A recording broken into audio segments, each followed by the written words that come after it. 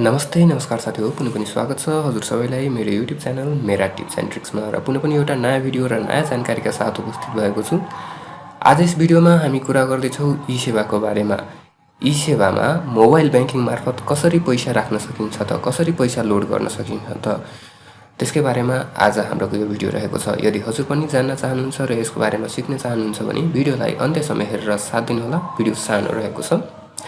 र यदि हजुर च्यानलमा नयाँ हुनुहुन्छ, च्यानललाई अहिलेसम्म सब्स्क्राइब गर्नुभएको छैन भने च्यानललाई पक्कै पनि सब्स्क्राइब गर्नुहोला, किनभने हामी आगामी दिनमा पनि यस्तै जानकारीमूलक नयाँ भिडियोहरू लिएर आइरहनेछौँ। अब लागौँ हाम्रो आजको यो भिडियोतर्फ। यसको लागि सर्वप्रथम हजुर आफ्नो मोबाइल ब्याङ्किङ एपमा आउनुपर्ने हुन्छ।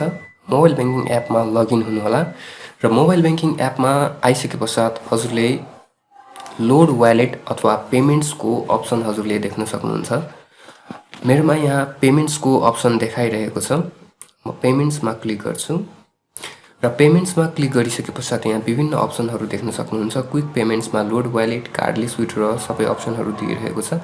हामी चाहिँ अहिले वालेट ई-सेवा वालेटमा पैसा लोड गर्दैछौँ। त्यसको लागि लोड वालेटमा हजुरले क्लिक गर्न सक्नुहुन्छ। हामी ई-सेवामा पैसा लोड गर्दैछौँ। यहाँ ई-सेवामा लोड गर्नुपर्ने भएर लोड ई-सेवामा क्लिक गर्नुहोला।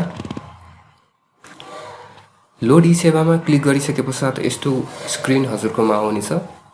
यहाँ चाहिँ अब हजुरले कति अमाउन्ट लोड गर्न चाहनुहुन्छ उक्त अमाउन्ट हजुरले राख्नुपर्ने हुन्छ। त्यसैगरी के कार्यको लागि गर्न चाहनुहुन्छ त त्यो चाहिँ हजुरले राख्न सक्नुहुन्छ।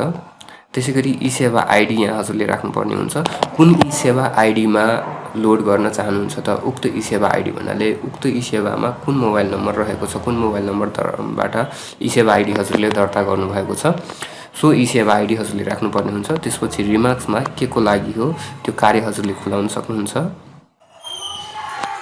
यहाँ ई-सेवा आइडी र रिमार्क्समा रिमार्क्स लेखिसकेपश्चात अब हामी यसलाई प्रोसिड गर्छौँ। प्रोसिडमा क्लिक गर्नुहोला। प्रोसिडमा आइसकेपश्चात यसलाई पुनः पनि हजुरको विवरणहरू देखाउनेछ। कुन एकाउन्टबाट रहेको छ, अकाउन्ट नम्बर हजुरको देखाउनेछ, त्यसैगरी ई-सेवा आइडी देखाउनेछ र अमाउन्टहरू देखाउनेछ। यसलाई फेरि पनि हजुरले प्रोसिड गर्नुपर्ने हुन्छ। प्रोसिड गरौँ अथवा कन्फर्म भनेर हजुरकोमा देखाएको हुनसक्छ।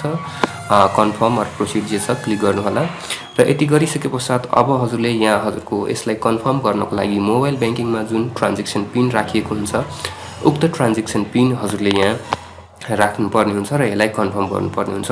यदि हजुरले आफ्नो ट्रान्जेक्सन पिन बिर्सिनु भएको छ अथवा ट्रान्जेक्सन पिन कसरी चेन्ज गर्ने भनेर जान्न चाहनुहुन्छ भने त्यसको भिडियो मैले पहिले नै बनाइसकेको छु।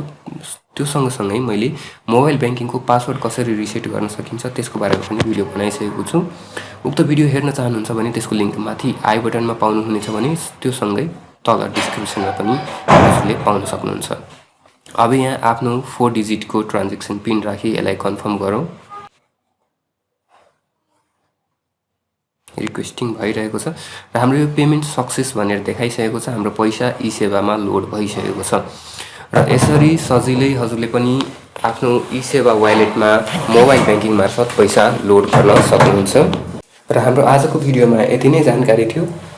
आशा छ पक्कै पनि यो भिडियोले हजुरलाई केही हदसम्म भए पनि मद्दत पुग्यो होला। यदि हजुरलाई यो भिडियो मन पर्यो, यदि हजुरले खोजेको कुरा यस भिडियोमा पाउनु भएको छ भने भिडियोलाई लाइक गरिदिनु होला र च्यानललाई पक्कै पनि सब्स्क्राइब गरिदिनु होला।